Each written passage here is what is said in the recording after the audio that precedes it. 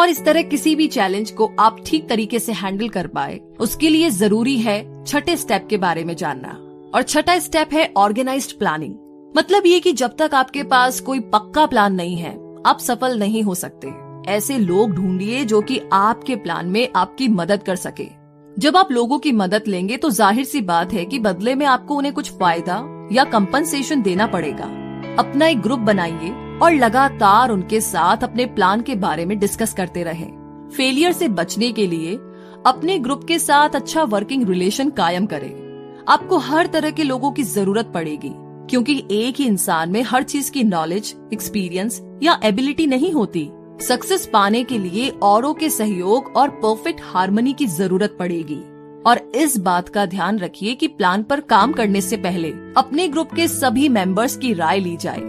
अगर पहला plan fail हो जाता है तो दूसरे पर काम करें, और अगर ये वाला भी नहीं चलता तो भी हार ना माने। तब तक नए प्लान्स बनाते रहे जब तक कोई पक्का प्लान आपके हाथ नहीं लगता या आपको परफेक्ट नहीं लगता। याद कीजिए कि किस तरीके से थॉमस एडिसन ने 10,000 बार कोशिश की थी, तब जाकर के वो लाइट बल्ब बनाने में कामयाब हुए थे। तो बार बार फेल होने के बाद ही तो वो एक ग्रेट इन्वेस्टर बन पाए। और वैसे भी जो हार मानता है वो कभी नहीं जीतता, और जो जीतता है वो कभी हार नहीं मानता। जो हार मान लेते हैं उनमें जुनून की कमी होती है, लेकिन हारने के बाद भी नए प्लान बनाने वाले ही आखिर में विनर बनते हैं। वैसे फेल होने का मतलब है कि कहीं कुछ गलत है, जो आपका प्लान काम नहीं कर पाया और उसमें आपको चेंजेस करने की जरूरत है। अगर थॉमस एडिसन ने हार मान ली होती तो शायद उनका नाम आज किसी को पता ही ना होता। जब आप फेल होते हैं तो उसकी वजह ढूंढिए। इसे बेहतर बनाने के लिए क्या कर सकते हैं आप? एक नया फुल प्रूफ प्लान बनाकर उस पर नए सिरे से काम करें। और इसी के साथ थोड़ा और आगे बढ़ते हैं 7वें स्टेप की तरफ, जो है डिसीजन, यानी कि निर्णय लेना। फोर्ड मोटर्स की मॉडल टी एक जमाने में दुनिया की सबसे बदसूरत कार मानी जाती थी। हेनरी फोर्ड को उनकी कंपनी के एडवाइजर ने इस कार का डिजाइन बदलने की सलाह दी, लेकिन फोर्ड नहीं माने और मॉडल टी को बनाते रहे।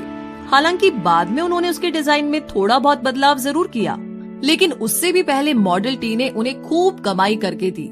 हेनरी फोर्ड अपने तुरंत फैसलों और मजबूत इरादों के लिए जाने जाते थे, और हर सफल इंसान के अंदर ये क्वालिटी होती है। कभी हाँ कभी ना करने वाले हमेशा गरीब और फेलियर ही रहते हैं। जब आप तुरंत फैसला करते हैं तो उन पर तुरंत काम भी शुरू कर देते हैं, क्योंकि देर करने से सिर्फ पैसा और वक्त ही बर्बाद होता है और रिजल्ट कुछ हाथ नहीं आता। तो फोर्ड ने उन लोगों की बात बिल्कुल नहीं मानी जिन्होंने मॉडल टी की बुराई की थी, क्योंकि उन्हें अपने लिए गए फैसले पर पूरा यकीन था। अमीर लोग कोई भी फैसला करने में ना टाइम वेस्ट नहीं करते, बल्कि उनमें धीरे धीरे जरूरी चेंजेस करते हैं। वे आसानी से लोगों की बातों से इन्फ्लुएंस नहीं होते, बल्कि खुद के आइडिया पर भरोसा रखते हैं। ओपिनियन इस दुनिया की ना सबसे सस्ती चीज है। कोई भी किसी को मुफ्त में सलाह देने के लिए तैयार रहता है। अगर आप हमेशा लोगों से राय मांगते रहेंगे तो आपको कुछ फायदा नहीं होने वाला। ज्यादातर लोग ना आपको ऐसे वाहियात ओपिनियन देंगे जो आपको डिस्करेजमेंट ही देगी, ना कि मोटिवेट करेगी। फिर चाहे वो आपके पक्के दोस्त या रिश्तेदारी क्यों ना हो, सिर्फ अपने मास्टरमाइंड ग्रुप के साथ ही काउंसिल करें। सिर्फ आपका ग्रुप ही आपके साथ पूरी तरह सिंपैथी और हार्मनी रखता है, क्योंकि आपका पर्पस एक ही है। और अपने ग्रुप के मेंबर्स भी आप सोच समझकर चुने। हम आगे के चैप्टर में मास्टरमाइंड की पावर के बारे में आपको जरूर बताएंगे। हाँ, लेकिन आपके पास खुद का एक दिमाग है तो आप इसे इस्तेमाल करें। सक्सेसफुल बनने की जो आग आपके अंदर है उसकी पुकार सुने। अच्छे फैसले लेने का मतलब है कि आपको क्या चाहिए ये बात आप जानते हैं। और वैसे भी दुनिया का दस्तूर है कि यहाँ उसी इंसान की कद्र होती है जिसकी बातों में दम हो और जिसका काम बोले। और सक्सेसफुल लोगों को पता होता है कि उन्हें क्या चाहिए और वे उसे हासिल करके ही रहते हैं। तो इसी के साथ अब आगे बात करते हैं 8वें स्टेप के बारे में, जो है परसिस्टेंस, यानी कि बेशक धीरे धीरे मगर लगातार बढ़ते रहे। जी हाँ, आखिर कहीं से तो चलना शुरू करना ही होगा, तभी तो सफलता एक दिन हाथ लगेगी। लगातार अपनी मंजिल की तरफ चलने से पहले अपनी मंजिल चुन लीजिए। आप क्या हासिल करना चाहते हैं और क्यों, ये जानना बहुत जरूरी है। तभी आपको मोटिवेशन मिलेगी। खुद पर यकीन रखिए कि आप इतने काबिल हैं। आपके अंदर वो स्किल और नॉलेज है जो आपको सक्सेस दिला सकती है। अपने लिए एक सही प्लान तैयार करें। जो इस प्लान में आपकी मदद कर रहे हैं उन साथियों के साथ अच्छा रिलेशन मेंटेन करें, अपनी विल पावर को परख लें, फिर अपने प्लान पर फोकस करें। और सबसे पहले ना जरूरी है कि अपने मन का डर भगा दे। जो डरता है वो कुछ नहीं कर पाता। और वैसे भी कितने सारे लोग हैं जो एक बड़े ब्रेक के इंतजार में बैठे हैं। कोई मनपसंद जॉब या बिजनेस अपॉर्चुनिटी उनके लिए एक बड़ा ब्रेक हो सकता है, लेकिन ऐसे लोग डिसअपॉइंटेड रहते हैं। ब्रेक पाने के लिए उतने ही एफर्ट्स भी तो करने पड़ते हैं, ये अचानक से तो मिल नहीं जाते। लेकिन हम अपना बिग ब्रेक पा सकते हैं जब हम इसके लिए एक प्लानिंग करते हैं और उसके रास्ते पर लगातार आगे बढ़ते रहते हैं। अब कुछ लोग ऐसे भी होंगे जिन्होंने अपनी स्ट्रॉन्ग डिजायर और खास प्लान से ये मौका पाया होगा, लेकिन सफल नहीं हो पाए। पूछिए ऐसा क्यों? क्योंकि उन्होंने आसानी से गिव अप कर लिया। एक बार फेल होते ही उन्होंने हार मान ली और प्लान ही छोड़ दिया। मगर ये हार तो टेम्पररी थी। इस बात को तो वो भूल गए कि हार का एक ही जवाब है और वो है आगे बढ़ते रहना।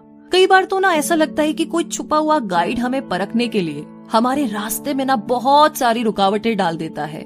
हमारी हार हमारी विल पावर को परखने का बस एक तरीका है।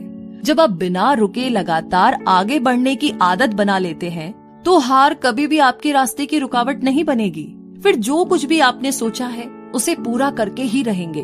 तो बस यूं ही आगे बढ़ते रहिए। और आगे हम भी आगे बढ़ते हैं नवे स्टेप की तरफ, जो है पावर ऑफ मास्टरमाइंड। एक कहावत है कि नॉलेज इज पावर, मगर सिर्फ इसके दम पर अकेले आप अमीर नहीं बन सकते। आपकी नॉलेज तभी पावर बनती है जब इसे अपने गोल को पाने के लिए इस्तेमाल किया जाए।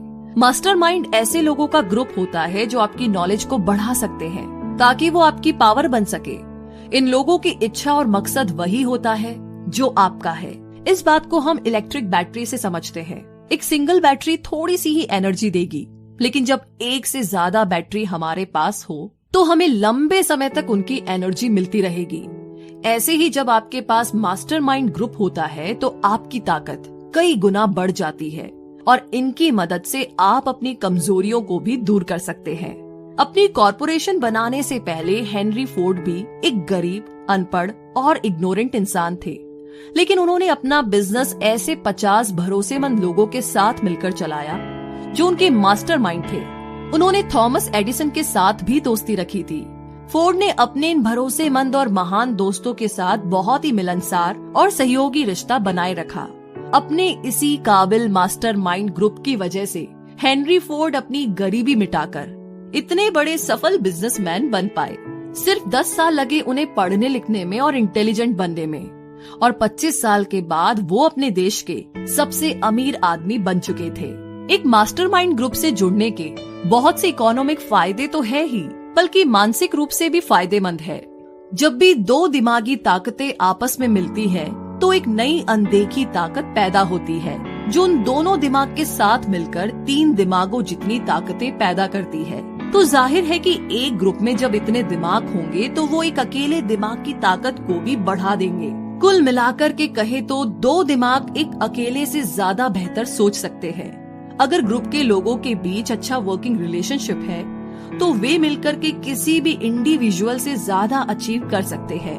वे मिलकर के कमाल कर सकते हैं, क्योंकि एक अकेले इंसान की तुलना में उनकी ताकत कई गुना बढ़कर होती है। तो मास्टरमाइंड के बारे में तो आपने जान लिया।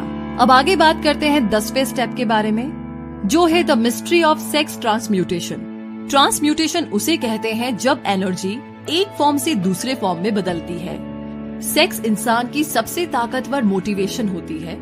सेक्स ट्रांसम्यूट का मतलब है कि हम अपनी सेक्स एनर्जी को कई और प्रोडक्टिव कामों में इस्तेमाल कर सकते हैं, क्योंकि इसमें बहुत पावर होती है। क्रिएटिविटी और बिजनेस के लिए सेक्स एनर्जी का बेहतरीन इस्तेमाल हो सकता है। सेक्स एक नेचुरल चीज है और ये इंसान की जरूरत की चीजों में भी शामिल है। आप इससे मुंह नहीं मोड़ सकते। अगर इसे काबू में नहीं किया गया तो ये एक डिस्ट्रक्टिव हथियार बन जाता है, लेकिन अगर इसे विल पावर की तरह इस्तेमाल किया जाए तो इससे बहुत कुछ अचीव किया जा सकता है। जितने भी सक्सेसफुल म्यूजिशियन हैं, वकील, आर्टिस्ट और बिजनेसमैन, उन्होंने अपनी इस शरीर की भूख का इस्तेमाल अपनी क्रिएटिविटी में किया और वो महान बने। माइंड को प्रेरित करने के कई तरीके हैं, जैसे शराब, ड्रग्स या आपके मन का डर, लेकिन इन सब में सेक्स ही सबसे स्ट्रॉन्ग है, जो इंसान इस पर कंट्रोल नहीं रख पाता वो अक्सर जुर्म, गरीबी और बदहाली में ही जीता है।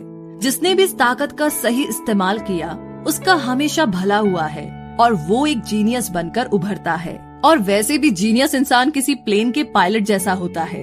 वो पहाड़ों और पेड़ों के ऊपर से जाता है, वो ऊंची उड़ानें लगाता है। सेक्स और खाना हमारी जिंदगी में ऊंचे पहाड़ों और पेड़ों की तरह है। एक जीनियस इन सभी प्रॉब्लम्स को पार करके खुद को आजाद कर लेता है। अब वो अपनी क्रिएटिव इमेजिनेशन का बेहतर इस्तेमाल करके खुद के लिए तरक्की के रास्ते खोल सकता है। हमारी क्रिएटिव इमेजिनेशन सिक्स्थ सेंस की तरह है। जितना ज्यादा हम उसे यूज करेंगे ये उतनी ही अच्छी होती जाएगी। क्रिएटिव इमेजिनेशन की प्रैक्टिस से सक्सेसफुल लोग और ज्यादा समझदार और ज्यादा प्रोडक्टिव बन जाते हैं। स्टडीज से ये प्रूव हुआ है कि सक्सेसफुल लोगों में स्ट्रॉन्ग सेक्स एनर्जी होती है, लेकिन वो इस एनर्जी को वहाँ अप्लाई करते हैं जहाँ उन्हें अपने क्रिएटिव आउटलेट की जरूरत होती है। जितने भी गाने, कविताएं या नॉवेल्स हैं, उनमें लव और सेक्स का ही जिक्र है। आपके अंदर का करिश्मा और कॉन्फिडेंस आपकी सेक्स अपील से ही झलकता है। आप किसी भी आर्टिस्ट या बिजनेसमैन को देख लीजिए, आप खुद समझ जाएंगे। आप भी अपने अंदर के इस पोटेंशियल को अपनी क्रिएटिव इमेजिनेशन के लिए यूज करें। अपनी सेक्सुअल एनर्जी को बाहर निकालने के लिए कोई ऐसा जरिया ढूंढे जो कुछ क्रिएटिव हो, ना कि उसे शरीर की भूख समझकर शांत करते रहे। आप सोच भी नहीं सकते कि आपके दिमाग में कितनी शक्ति है, इसका कोई अंत नहीं है। इसीलिए इसे खुद को महान बनाने में लगाइए और साथ ही अपनी सेक्सुअल एनर्जी के एडवांटेज से अपने करियर को नई ऊंचाइयों में ले जाइए और अमीर बनिए। अब आगे है 11वां स्टेप, द सबकॉन्शियस माइंड। हम सब जानते हैं कि सबकॉन्शियस दिमाग पर हमारा कोई काबू नहीं होता, लेकिन यही वो हिस्सा है जो हमारी सारी इच्छाएं, भावनाएं और फैसले लेने की ताकत को कंट्रोल करता है। हमें बस ये करना है कि हम अपने मन को हमेशा पॉजिटिव विचारों से भरा रखें। धीरे धीरे यही पॉजिटिव थॉट्स हमारे सबकॉन्शियस मन में बैठते चले जाएंगे और ये एक तरीका है जो धीरे धीरे हमें सक्सेस की ओर ले जाएगा। अपने सबकॉन्शियस को इम्प्रूव करने के लिए अपने दिमाग में यकीन, प्यार, सेक्स, जोश, रोमांस और उम्मीद से भरे थॉट्स लाएं। कभी भी अपने दिमाग में बेकार का डर, किसी से नफरत, जलन और बदले की भावना या लालच और अंधविश्वास जैसे थॉट्स को ना रखें। कोशिश कीजिए कि ये नेगेटिव थॉट्स आपके दिमाग में आए ही ना। नेगेटिव सोचने से आपको कभी भी सक्सेस नहीं मिल सकती और ना ही आप अमीर बन सकते हैं। इससे आप और ज्यादा गरीबी के दलदल में डूब जाएंगे। अभी आपके पास अपना खुद का एक पर्सनल प्लान है जिसके दम पर आप सक्सेस पा सकते हैं। आप जानते हैं कि आप कैसे अमीर बन सकते हैं, हालांकि वो प्लान अभी आपके सबकॉन्शियस मन में बंद पड़ा है। उस तक पहुंचने के लिए आपको पहले अपने नेगेटिव थॉट्स से छुटकारा पाना होगा। तो सबसे पहले पॉजिटिव थॉट्स को अपने दिमाग में लाने की कोशिश कीजिए ताकि आप इसे और बेहतर समझ सके। हर दिन छोटी छोटी बातों से शुरुआत करें। अपनी चाहतों को, प्यार, सेक्स, उम्मीद, रोमांस, जोश और खुशियों को अपनी आदत बना ले और लालच, डर, गुस्सा, जलन और बदले की भावना से छुटकारा पाए। अब जानते हैं 12वें स्टेप के बारे में, द ब्रेन। जी हाँ, इंसानी दिमाग दुनिया की सबसे पावरफुल मशीन है। इसे सेंडिंग और रिसीविंग डिवाइस दोनों के रूप में इस्तेमाल किया जा सकता है। हमारे विचारों की ताकत का हमारी सफलता में एक बड़ा हाथ होता है। जो भी 13 स्टेप्स यहाँ पर बताए गए हैं, उनके बारे में सोच करके आप अपने सफर की शुरुआत कर सकते हैं। आपकी इच्छा से लेकर के आपकी इमेजिनेशन तक और आपकी परसिस्टेंस तक हर चीज की प्लानिंग आप अपने दिमाग में करके रख सकते हैं। क्या आप जानते हैं कि हमारे दिमाग के सेरेब्रल कॉर्टेक्स में 10 से लेकर 14 बिलियन नर्व सेल्स पाई जाती है। इससे भी मजेदार बात तो ये है कि ये सारी सेल्स एक खास तरीके से ऑर्डर के हिसाब से अरेंज है। नर्व सेल्स के अरेंजमेंट का ये तरीका हम इंसानों को फिजिकली और मेंटली काम करने के लायक बनाता है। हमारे इमोशनल और मेंटल स्टेट के लिए भी हमारा ब्रेन ही जिम्मेदार होता है। ये बिल्कुल सच है कि हम वाकई में सोचने की ताकत से ही अमीर बन सकते हैं। अपने दिमाग में पॉजिटिव थॉट्स को भरकर हम अपने लिए अच्छे मौके खुद ही ढूंढ सकते हैं। अपने जुनून को हम असलियत में उतार कर अपने सपने पूरे कर सकते हैं। हमारे अंदर वो पावर है कि हम तुरंत फैसले भी ले सकते हैं और हारने पर फिर से कोशिश कर सकते हैं। और हम अपनी सेक्सुअल एनर्जी का इस्तेमाल अपनी क्रिएटिविटी को निखारने के लिए भी कर सकते हैं। और ये सब हमारे इस छोटे से दिमाग के अंदर ही हो सकता है। अगर आप रोज खुद को प्रेरित करने की प्रैक्टिस करें तो अपनी नॉलेज और अपने पोटेंशियल को बढ़ा सकते हैं। और सफल होने के लिए आपको यही तो चाहिए। अपने दिमाग के साथ साथ बाकियों के दिमाग की ताकत का इस्तेमाल करके भी आप बहुत कुछ हासिल कर सकते हैं। मेंटल टेलीपैथी मुमकिन चीज है अगर आप अपने मास्टरमाइंड ग्रुप के साथ मिलकर इस पर बारीकी से काम करें तो। इसके लिए आपस में डिस्कस करें, जिससे आप अपने विचारों को दूसरों के साथ बांटकर एक सिंगल ब्रेन की तरह सोच पाए। इस्तेमाल करें अपनी ब्रेन की पावर का। हमेशा इसे नए नए आइडिया से प्रेरित करते रहे। जो कुछ भी आपने समरी से सीखा उसे रियल लाइफ में अप्लाई करने की कोशिश करें और उसे अपनी आदत में शुमार कर लें। आप चाहे तो किसी भी चैप्टर में जाकर फिर से उन बातों को दोहरा सकते हैं। उन स्टेटमेंट को मन ही मन दोहराए जो आपको मनी कॉन्शियस बनाएंगे। तो आप अपनी फाइनेंशियल सक्सेस से अब ज्यादा दूर नहीं है।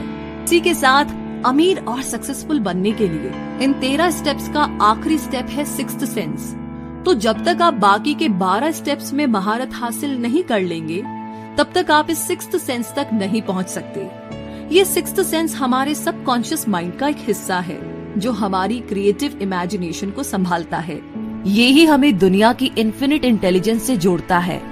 कभी कभी हम विचारों को अपने दिमाग में फ्लैश की तरह देखते हैं, जिसे हंचेस कहते हैं। और ऐसा तब होता है जब हमारी सिक्स्थ सेंस काम कर रही होती है, लेकिन इसे हर कोई महसूस नहीं कर सकता।